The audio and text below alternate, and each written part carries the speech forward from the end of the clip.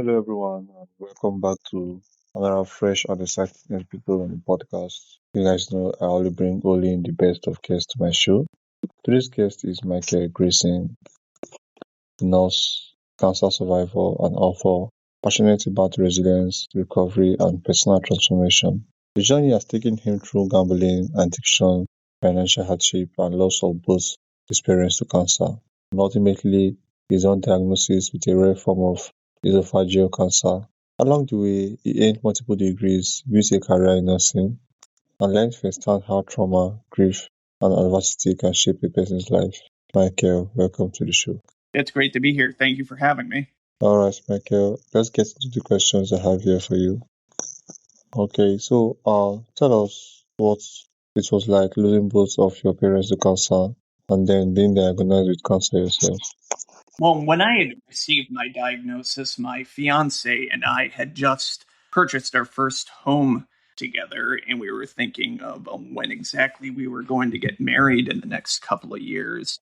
And as soon as I woke up from the endoscopy when I was diagnosed, I thought I was going to give the same fate to my fiance as my father had done to my mother many years ago when my father passed away before I even had a chance to know him. That was at about 3 years old. And I thought it was some kind of cruel twist of fate that I had struggled to get to the point where I was in my life, only to face a much similar path. And there's so much fear, so much unknown in all of that, that it just threatened to upend everything that I had ever worked for in my whole life. All right, so how did gambling shape your early life and how were you able to overcome it? So, coming from somewhere where I didn't have a whole lot of financial advantage or opportunity, I had actually started going to gambling places just out of boredom because I didn't think I had anything else better to do, and I didn't think any like hard work or efforts on my part alone were going to actually give me results. And then when I started going, I started winning occasionally. I thought that was so much better than actually taking the time and going through things myself, that I thought it was a much better reward mechanism. Hard work and effort hadn't gotten really anywhere in my life because I discovered that it wasn't exactly a level playing field out there. I thought gambling would have really leveled the playing field for me, but it ended up just being another means to self destruction. Okay, so what do you mean by gambling end up being another means of self-destruction? And how were you able to overcome it? Let's say that again. What do you mean by gambling only became another means of self-destruction? And how were you able to overcome it? So it had become like the only thing that had really mattered to me in my life. I had rearranged all of the other priorities in my life to get money to gamble with because all I thought it was going to be just that one big win that was going to get me to where I needed to be in life, and it would um, basically compensate me for all of the trouble and everything that I had put into it. Then I started selling my possessions. I started stealing from my mother in order to finance gambling. And eventually, I even started doing some illicit activities to finance that gambling. And it took me on a very bad spiral path through life. One of the things that I did that I sold to finance gambling, my father only gave me two possessions in life. One was a silver ring, and the other was a pistol. I took that pistol to the pawn shop to go gamble with it because I had that pistol loaded and I was ready to end my own life at one point. And then I realized, oh, if I go take this to the pawn shop, I can get some money off of it and go gamble with it. When I was finishing my nursing education, this was the first time that I had really committed to stopping my gambling. I was exposed for some of the things that I was doing illicitly to finance my gambling. And it finally dawned upon me that if I get caught doing this, if I get caught by the law, that my entire career and everything would be utterly ruined. And that scared me enough to start going to Gamblers Anonymous meetings and taking in being an active participant in my own recovery. All right. So, what did becoming a nurse and a patient as well teach you? Oh, will you say that again? What did becoming a nurse and becoming a patient teach you about life? So it helped me realize that only the patient can tell whoever the clinician is, whether it's a doctor or a nurse or whoever you're seeing, only the combination of your assessment and what the patient's telling you can tell you the full picture of what's going on.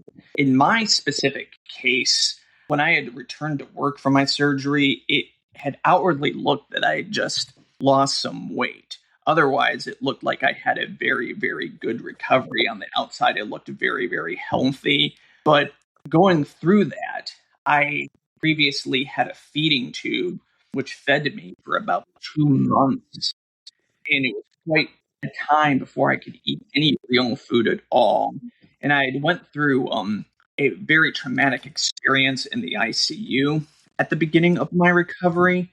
And there was just no way to express that. There's like no way that somebody could tell. They could just look at me and say, "Oh, you must have went through such an experience." I can only let people know by expressing it, and just because I express it, it doesn't necessarily mean that I'm believed by everyone. And the biggest impact it's had on my nursing practice is realizing that many, many patients often feel that same way. So to me, as a nurse, as a clinician, it's helped me realize that only taking in what my patient is telling me versus all of my assessments, my laboratory values, whatever it is I'm looking at, I can't get that home picture without being a better listener to my patients. All right. Thank you so much, myself. So, what is one biggest lesson you have learned from all this? Can you say that again? What is one surprising lessons that you have learned from all this? Primary lessons that I've learned from going through my experience, the biggest thing is that you can't control or predict exactly what's going to happen. You have to surrender in a way that there are certain things that are outside your control. You have to learn to live and adapt to them, but it helps you kind of realize and focus on what things are within your realm of control, and those are the things that you have to focus on in order to move forward and be successful in life. And in going through a lot of tragedy and despair, one of the things I've realized is going through an experience like that, I can kind of use that as an anchor going forward.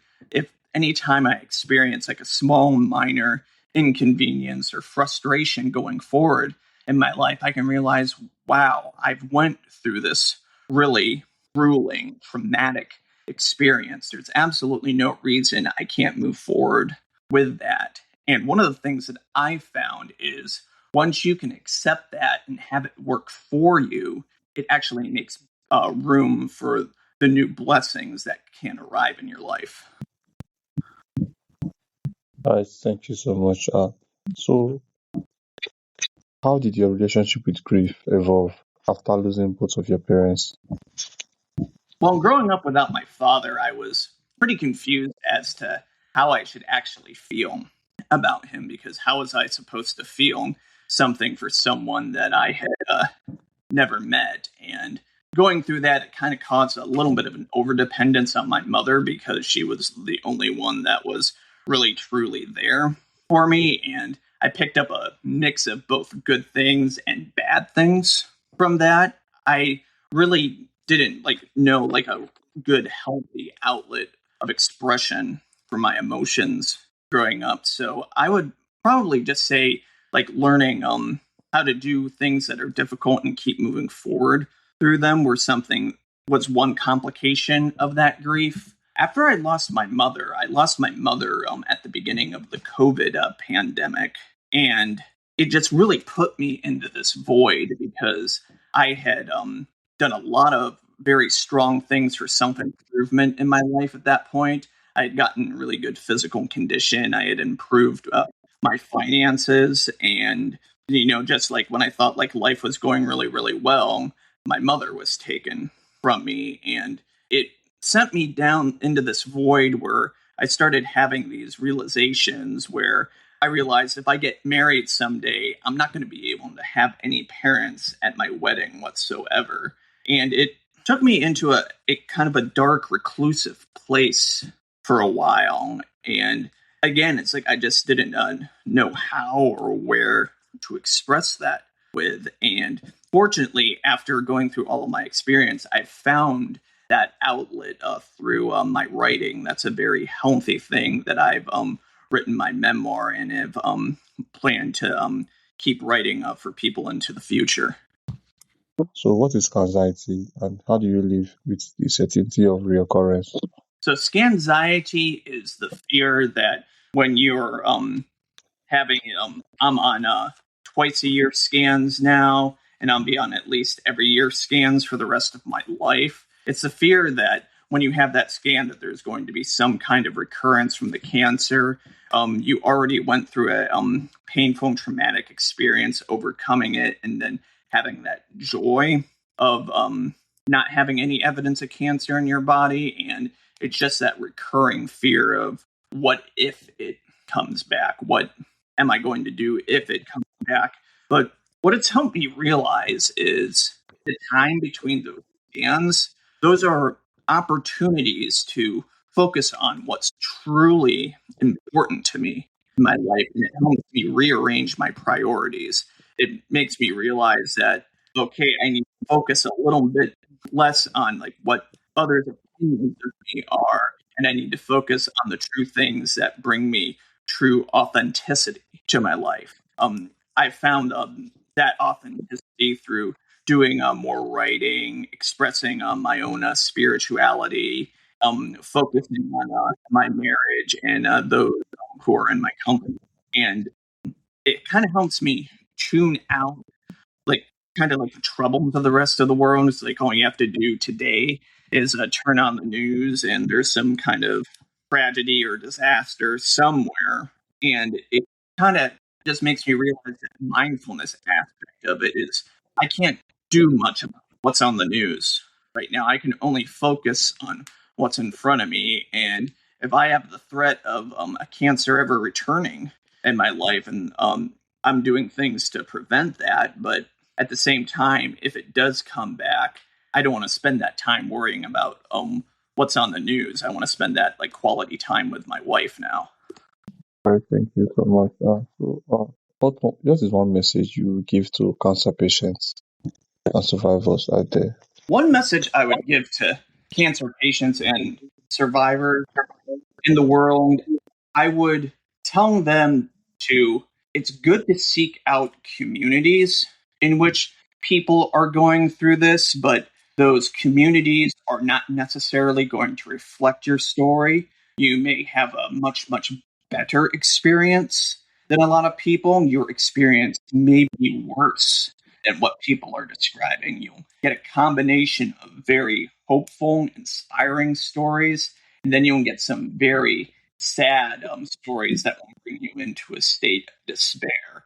And you can't look at the majority of those and say, oh, this is what I'm going to be going through. Each person's journey through a diagnosis like cancer or any other debilitating illness, it looks very, very unique on them. And the best approach that you can take to that sort of process is focus on exactly who you are and approach your treatment in the best manner that you know how to handle yourself. You can't rely on other people to say, it's like, this is what's going to do, this is what's going to help. That's not to say that you can't take advice from them, but you have to realize that their experience is not your experience. And you have to look at your treatment and your perspectives and your journey as your perspective and not basically it's not one glove that fits everybody's sleeve. All right, so what role did spirituality, meaning making, and personal reflection play in your recovery? Say that again. What role did spirituality, meaning, personal reflection play in your recovery?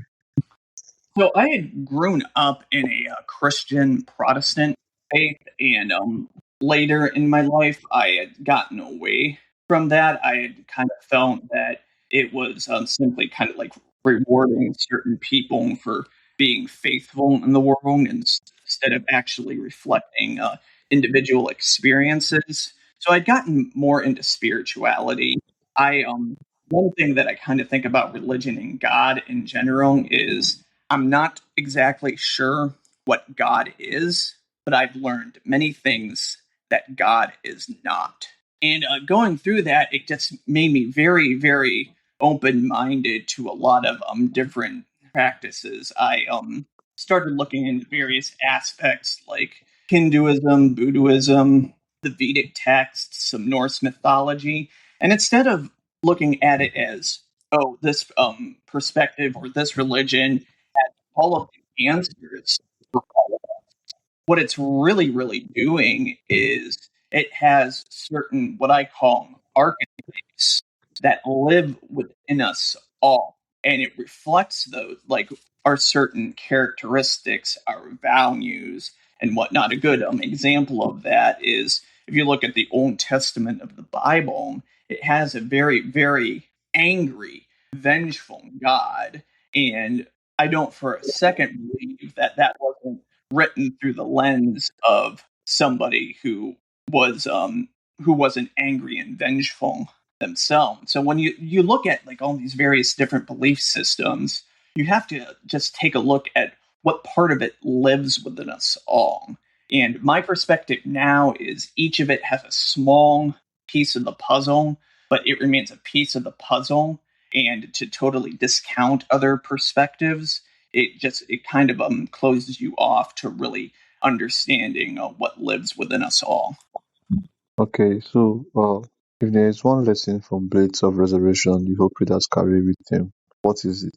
It would be that my story is not finished yet, and neither is anyone else listening to this message. No matter what the experience is that you're going through, whether it's a good, bad, tragic, whatever it might be, you have the ability to help write your next chapter going forward. You can't change what happened to you. You can only change how you approach and how you react to it.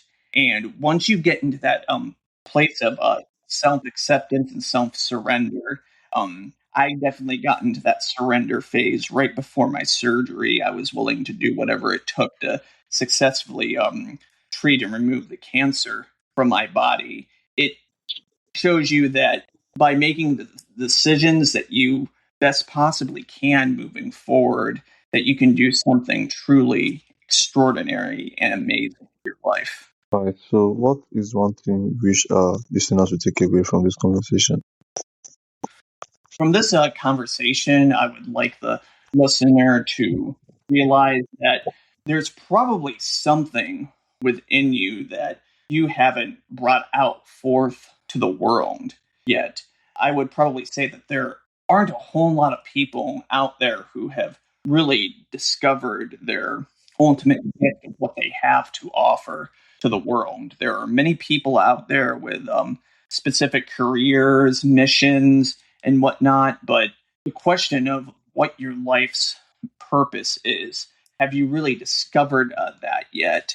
It will make you think and reflect for a really, really long time on what's important to you. And I would just love the listeners to be able to think about that, reflect upon that, start their own meditation practice, and start thinking and reflecting of like what's truly important to me in this life and what means can I express that, whether it's creatively or doing mission work or whatever it is.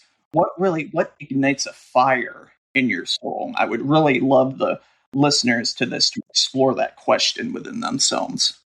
Right, Michael, thank you so much for coming to my show. Thank you for being my guest and making this episode a wonderful episode for me and for my listeners. So, for those who would like to connect with you, how can they do that?